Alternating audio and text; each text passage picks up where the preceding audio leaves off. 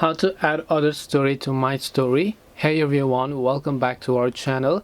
In today's video I will guide you on how you can add other story to your my own story on Instagram, so make sure to watch the video till the end. Now let's say you have Instagram application, you want to share someone's story to your own story. There are two types of scenarios. One is if you are tagged or mentioned in the story, the other is if you are not tagged or mentioned in the story.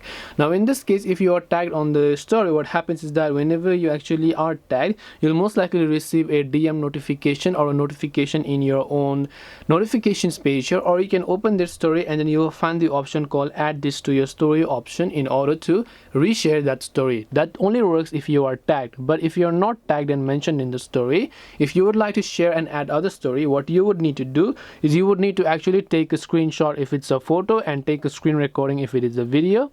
And once done, if you want to go ahead and then crop that story or that image, that's totally up to you.